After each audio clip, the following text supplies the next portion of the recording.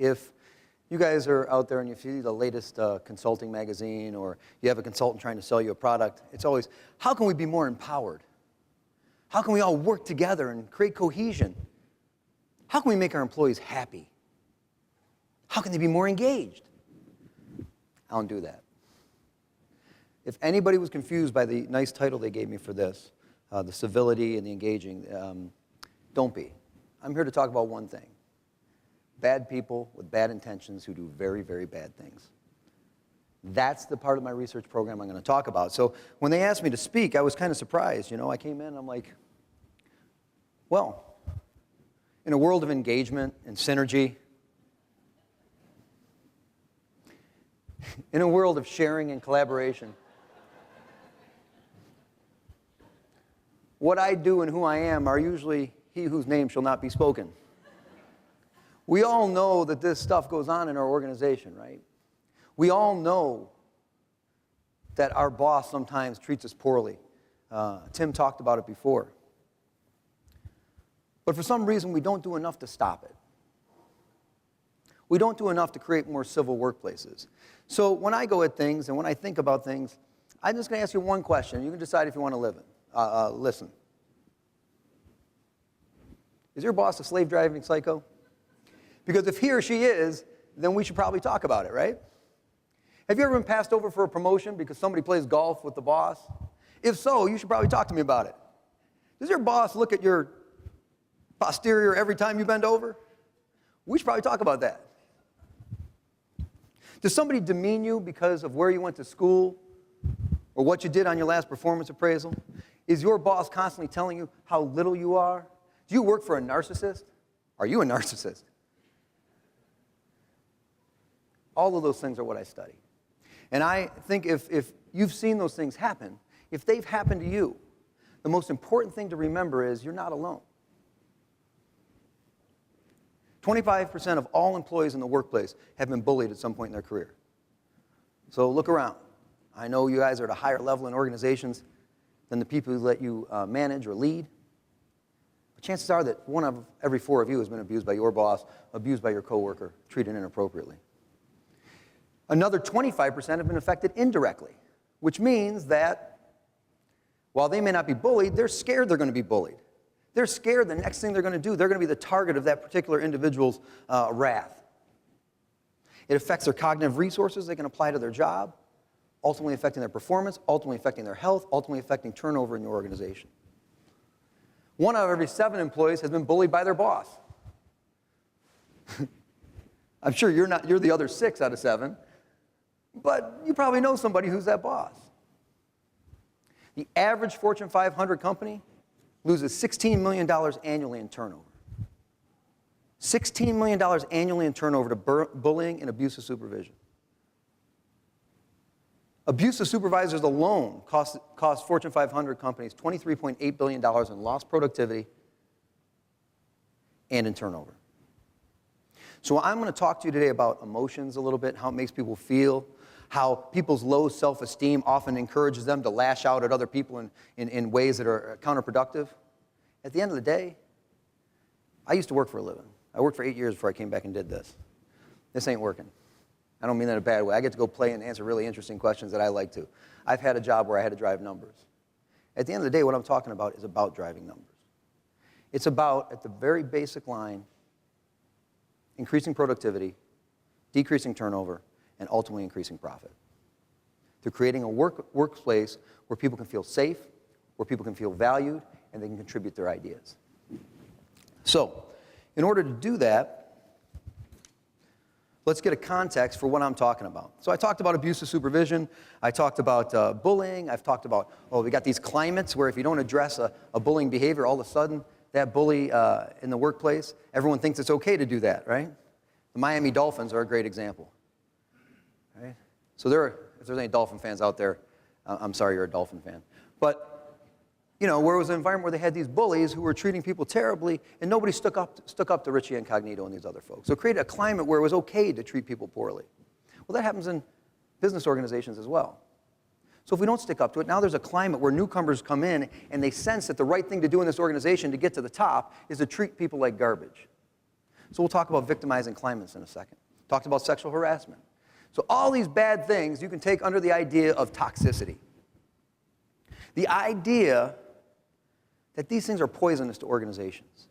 So a definition of workplace toxicity that we use is environments that are characterized by negative motivations and emotions that manifest themselves in malicious, self-serving, and abusive behavior. These manifestations accrue and generate climates that perpetuate such behavior. Now, the challenging part of this is if I asked you, I talk about people being abusive. I talk about people engaging in politics. I look at the audience, and I know for a fact that if somebody was not probably abusive to somebody, and somebody was not narcissistic as a leader, and somebody wasn't politically skilled and able to stand up and challenge the status quo, there's a good portion of my audience that would never be here. You would never be given the opportunity to work in your organization. If you're a female or a minority, you would not be given a chance. Somebody who started up a business did not do it because it was convention. They did it because they were going against the grain, creating a new product, a new idea. So look at any great social change movement in history, and they've engaged in the same type of behaviors that I'm telling you are terrible. And it is on that pinhead, right, where you're trying to balance abusive supervision from tough love, where you're trying to balance the idea of inclusionary practices that ostracize some because they're poor performers with actual ostracism because somebody looks different or comes from a different place. And so as we move through the questions I'm going to talk to you about today, it's a research to practice session. So I'm going to talk to you about 5 kind of questions that I had and some answers we kind of came up with. What I can tell you is this. There's a whole bunch more questions we've answered and a whole bunch more we are. My research group at the University of Buffalo is engaged in the broadest and the most ambitious research in the world on workplace toxicity. Today I'm going to go with 5 questions to try and demonstrate this kind of balance. How do we get from these terrible behaviors to actual performance? How are they functional for the organization? We're going to look at all these narcissistic people. Well, as leaders, how are they successful? As followers, what do they need? We're going to talk about politics and how people who have something called political skill are actually thrive in these environments. Not only from a productivity standpoint, but also from a health standpoint, a personal health standpoint. Along the way, if you have any questions, please raise your hands. I know there's a session at the end, but raise your hand. I'll be happy to go back and talk about anything or whatever you need, okay? So, when I was, simple question, first question. We all know bullying's bad, right? Now they learn it in school. Bullying's bad, shouldn't do it. Abusing people is bad. So why do we still do it? Why don't companies do more about it? Fewer than 1% of the Fortune 500 have a policy that's directly related to bullying in the workplace. Less than 1%. There are no national laws against bullying in the United States, workplace bullying in the United States. I think they're in 5 state houses right now, and they're going to get shut down for reasons I have no idea. 30% of the people surveyed, the Fortune 500 companies surveyed, said they had a policy about kind of general treatment of people in the organization, and bullying came under that somehow. What we know is when you go to somebody takes legal action against bullying, and you're trying to use this general encompassing policy, it doesn't work. It gets defeated in court. So why don't we do more about it? So I had this great idea. I was going to do this great study, blah, blah, blah, all that stuff. I thought it was a great study, but it turned out pretty well. But what's depressing to me is the answer. Why do corporations sometimes let bullies perpetuate, keep on going? Why do you think? Oh, you're good. Sometimes they're just better at their jobs. See the little play on words? I was proud of that. There's no pointer here. I'm disappointed. I can't point. So Steve Jobs, if you look at Steve Jobs, one of the greatest innovators in history, he could simultaneously be seen as an abuser and the greatest motivator in history by the same audience he was dealing with. That's that pinhead. That's that balance. So we had this cool thing we did where we asked people, so imagine you have a whole roster of people. It's a social network methodology. You have a whole roster of people, so everybody in your organization. And we have a little definition of like abusive behaviors, how many times they ridicule. You've seen them ridicule other people, demean other people, you know, that kind of stuff. And we say just check a box if they've done it. So we were really concerned people wouldn't do this. In all my research, this is probably the most believable of a scale or data I've ever got in my life. Because we listened to people in there. They came up and asked us, now, are you sure this is anonymous? I'm like, yeah, it's anonymous. And then we heard them laughing just like that in the audience going, oh, yeah, he's a total jerk. And what we found was when people actually, it's one of the few studies that's ever been done in the workplace where we actually identified real bullies rather than people who felt they were being bullied. And what we found is that people who were politically skilled at their jobs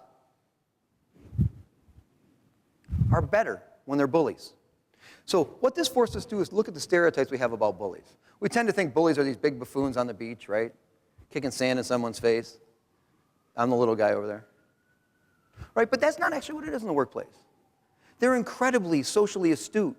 They're really good at finding the best way to extract as much pain out of you and fear out of you as possible.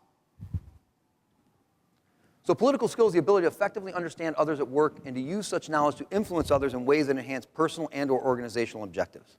Let me give you characteristics of people who are politically skilled. They're socially astute. They can read the social context of an organization. They can read the social networks and the power structures.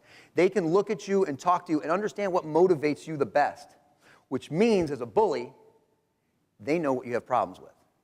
Which means as a bully, they know if you have a problem with your height or your weight or your intelligence, those things that you don't want to tell anybody that you're insecure about, they know. Now, because they can read the social fabric of organizations, they can often pick the best influence behavior, meaning they can find the best way to motivate people to go from point A to point B. As a bully, what that means is I figure out what the best way is to jab you. What the best way is to extract the most blood. Do I do it publicly? Do I do it privately? Do I do it in an email to everybody or just an email to you? Do I wait for your boss to be there and demean you? Or do I wait till he's gone and do it in front of your coworkers? Here's the worst part. Now, in a positive sense, you guys know what ingratiation behavior is, right? We call it sucking up when it's not very good. Which means somebody comes up and says, Tim, that's a great tie. I love that tie. Right? Now, it is a nice tie. But when you say it over the top like that, people are like, that guy is kissing booty, right? That's ingratiation. But politically skilled people, you all know who Bill Clinton is, right? Bill Clinton's famous line, I can feel your pain, right? And people believed he could. That's the key. That's the apparent sincerity. And when people think you're sincere, as a leader, they'll follow you. As a bully, they feel everyone else is against them and you're telling the truth. Now, ultimately, if you're using this in a positive sense, politically skilled individuals can create broader and stronger networks and organizations. As a bully, what it allows you to do is manipulate your environment to make sure that the resources this individual has that you're bullying become yours. Or you cut off or create fear of flows of information in organizations. Now, I've given you a really terrible thing to say about political skill, right? I've given you both sides. Here's the good side of political skill. You guys know what emotional intelligence is, social intelligence, all that, right? You know what intelligence is. Political skill and competitive tests, published competitive tests, predicts leadership effectiveness better than any of those constructs. It is the dominant predictor. So, that doesn't mean, because it's got politics in the title, that we're always using it in negative ways. What matters is where your motivations are, and we can talk about that later. So, you guys don't care a whole bunch probably about this graph, but I'll tell you what it says. Ultimately, see this? So this is as bullying, as you're reported being a bully more, and you're politically skilled, your performance goes up. So, why do people in organizations continue to allow bullying to perpetuate? They're good at it. And they use it to get better performance out of their employees and out of themselves. Now, that's kind of a scary proposition when you think about it, right? So I started thinking, okay, I'm not going to stop bullying in organizations because organizations aren't going to stop productive behaviors. It's just not what they're designed to do. Even though they have people feeling bad, they'll cast those people aside and they'll focus on the individuals who are performing well. So what do employees do then? Let's say you're in an environment where it's very toxic. Let's say you're in an environment where there's a lot of victimization. Even if it's not directed at you, it's directed at someone else. That creates a lot of stress in your environment. You're afraid to go to work. Your cognitive resources, what's in your head, are constantly being distracted towards, oh my gosh, am I going to be next? Did I do that right? Did I send the email to the right person? Well, in this case, political skill operates very similarly. So in a victimizing climate, which is defined as members of a group who perceive themselves and others at risk of experiencing aggressive or hostile actions. In these climates, what we find is people who are politically skilled perform better. So give me an environment that's wrought with abuse. If I'm politically skilled, I will overcome that. Violence, turbulence, ambiguity, they do well. They create the resources they need in their environment to combat stress. And they also tend to respond with less antagonistic behaviors. Meaning, so when they're faced with an environment that's wrought with bullying, they don't bully back. They engage in less antagonistic behavior. They become an example of what they should be. Indeed, when you look at the second graph, it deals with contextual performance, which is actually helping other people. They actually help other people more in those environments. So there we see the same construct that when you're a bully, you use it, you get greater performance. When you're a victim, you use it to help others and create greater performance. So this is one of those moments where I thought I had gotten out of touch totally with people who worked. I was sitting in there getting ready to do talking about one of these abusive studies we're going to do to a company that was willing to let us do it. And I said, so these victimizing climates, and they're like, yeah, that doesn't happen here. And I'm like, yeah, of course it does, right? They go, no, our clients abuse us. And I literally did a double take, like a Scooby-Doo double take. And I'm like, what do you mean your clients? They were working with patients. They were in the healthcare industry. Their patients abused their workers, throwing bedpans, calling them names, sexually harassing them every day. That's the best. I couldn't find a picture of anybody throwing a bedpan, and I thought if I went to a hospital and asked somebody to do it, I'd get in trouble. So that's the best customer aggression I could deal with. So I started thinking about, okay, what does it matter if someone's being abused by their customer or abused by their coworker? And to be clear, as a company, you're responsible for both. It's just like sexual harassment. If your customers are coming in and sexually harassing your employees, it's your responsibility to take care of that customer and get them out of the way to protect your employee. So does the source of abuse matter? Now, because these individuals went into a relatively low-paying job where they knew that they were going to be involved in this type of, with this type of clientele, we suggested, you know what, maybe it has a different effect on their emotions when somebody who's their coworker says something bad to them versus a client who throws something at them or calls them a name, specifically through certain discrete emotions. So this was our overall hypothesized model. And I have to go over here because I don't have a little pointer. So we thought if you get victimized by your clients, it's going to affect your compassion towards that client, how much you care about them, which will ultimately affect your performance. Coworkers are going to affect your irritation. Here's what we found. These paths actually in the study totally separate. So if you look at the top, victimization from clients, it affects through compassion both performance and turnover. So if you want to affect performance or turnover or profitability, it's actually the customers in these areas or the clients in these areas that are driving that. It's not the coworkers. So if I come in and talk to these people about victimization in their workplace, that's nice, but if I want to connect it to the bottom line, it doesn't have as big of an effect as it does if I focus on the relationship between their clients and their employees. Because the bottom one, when you're victimization from the coworkers, it worked out to be irritation. So if my friend or my coworker's saying something to me, I get irritated at them, generalizes my anxiety, and ultimately I get fired. Because my performance, I hope, is decrements or maybe we're left out. Now, so I had another question. We all love the millennials, don't we? Are there any in here? I'm looking in the back. There's some young folks in the back. Oh, there's what she is. Raise her hand. We've all probably seen Gene Twin's work on, Good Morning America or whatever. This is the most narcissistic generation in history. In history. Everybody gets it. You're one of them too, aren't you? Sorry, man. Everybody gets a trophy. Everybody gets along. We all know the story, right? We're going to be honest. They just get beat on. So I started thinking, well, okay, so we got this all of our models about leadership have been developed with these previously un-narcissistic generation.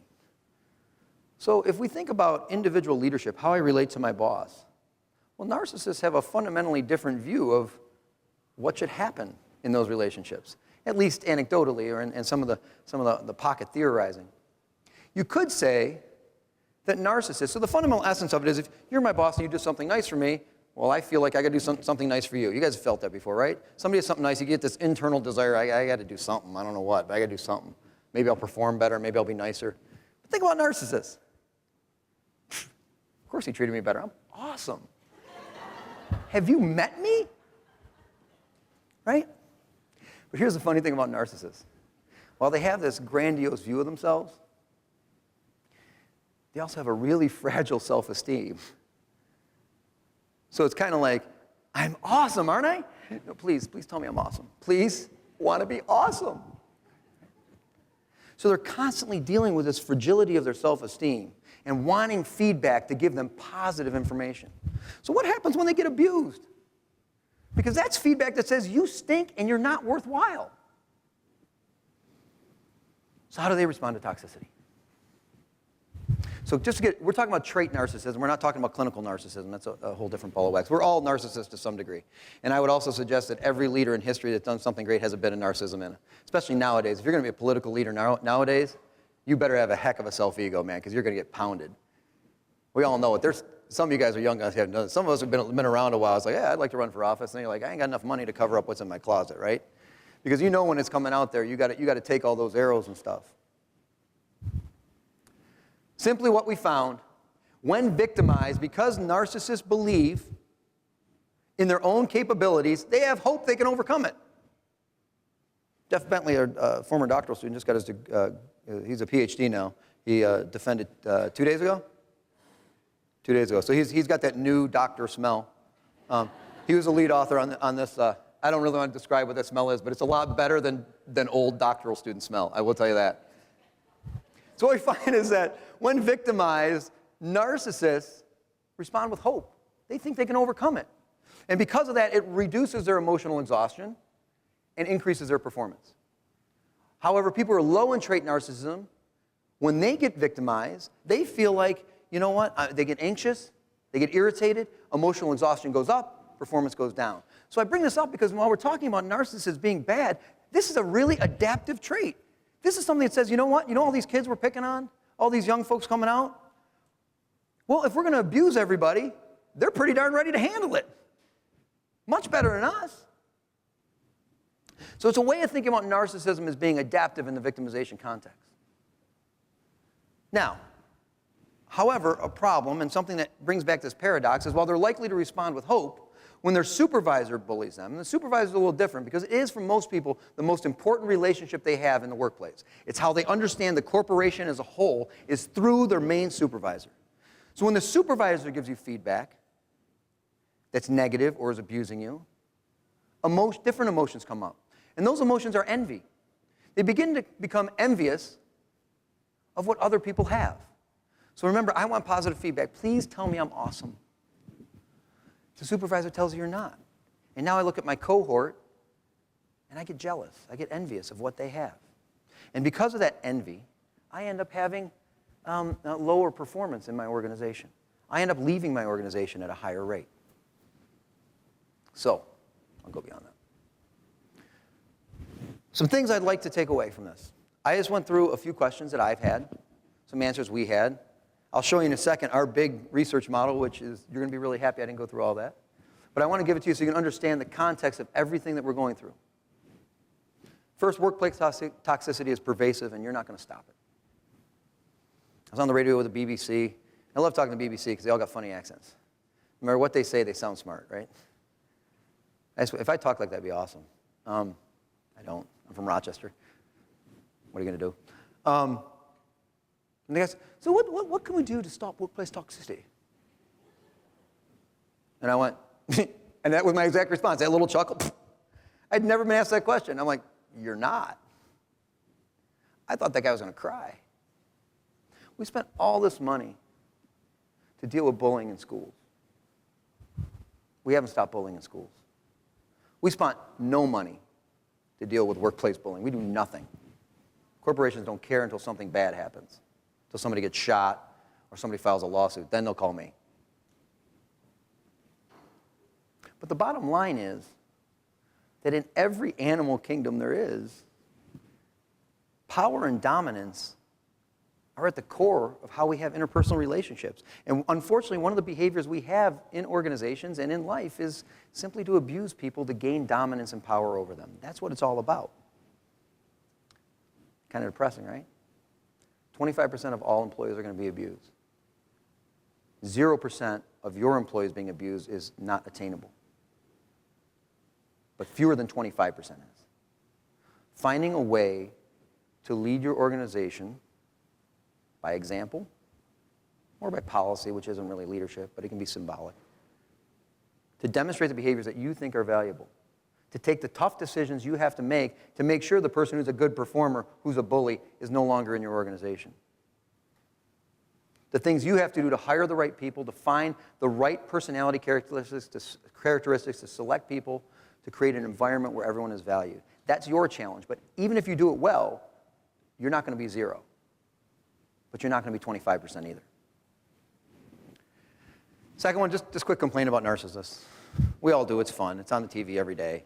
You know, the morning shows on, pick what station, MSNBC, Fox, CNN. I don't even know what CNN, I don't know what they talk about. They're looking for a plane in India or something. They love it when a narcissism story comes up about the next generation because they know that no 20-year-old kid is actually watching their program. So they can just rip on them all morning long, I think, right? But at the end of the day, this is the future of your company. This is the lifeblood of your company. And the models we have about leadership, all of them, quite frankly, especially the ones that deal with interpersonal dynamics, direct one-to-one relationships, are not designed for them. They are, at the very best, inadequate. At the very worst, obsolete. They are the reality. They have tremendous potential. That one characteristic gives them tremendous potential. And it's our responsibility to figure out how to lead them better so we can make more money and we can be Steve Jobs, or maybe they can be. And ultimately, critical to alleviating negative effects of toxicity and generating adaptive narcissism is the development of employee and leader political skill. We know now that in order to be narcissistic leaders who are politically skilled do really, really well. Narcissistic leaders who are not so much. They do bad things. Leader political skill can be developed, and we certainly can talk about that. We didn't talk about all these other things, right? This is all the stuff we're talking about in our research group, or a lot of it. We talk about workplace ostracism, how it affects people when they feel left out, how people use strategic ostracism. What happens when a narcissist is leading a narcissist? That's a fun one. That data's fun. It's not working the way we'd like it to, but it's just fun when every time you get your data and you put it in, it's like, whoa, what's going to happen? Talking about dirty jobs. Dirty jobs are, there's certain jobs that are stigmatized, right? You can think of sanitation worker, garbage collector, right?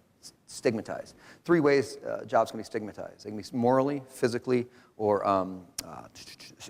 socially tainted, right? When you look at those 3 things, sociologists talk about how terrible it is. How do these poor people in these jobs, these dirty jobs, actually get through the day? Why don't they just shoot themselves on the spot? Because sociologists work at this level. Funny thing is, about 65% of all jobs in the United States now, because we are a service economy, are stigmatized in significant ways. They're dirty jobs. And I know that 65% of all people don't go to work every day and go, oh, I'm going to shoot myself. Maybe 20% or something. Right? So I started thinking about, we're working on how do these people in these jobs, what do great leaders look like in dirty jobs? How do they help people create a better self-esteem when society's telling them they're worthless? We're talking about how abuse impacts on the self. That's Dr. Bentley's dissertation work.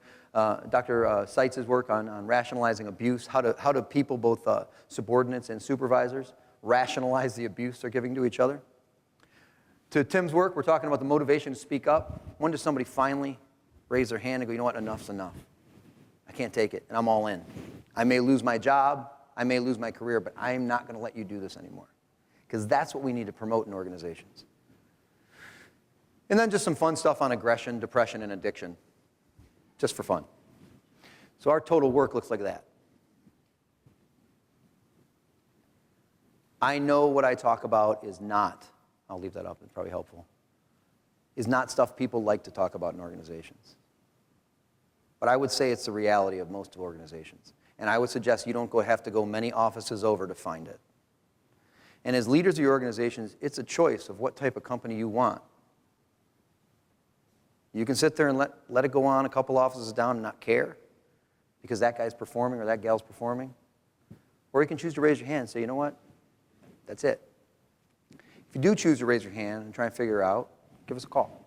We probably have asked a few more questions you haven't seen here, and we'd be happy to have more questions from you. Thank you for letting me talk. I appreciate it.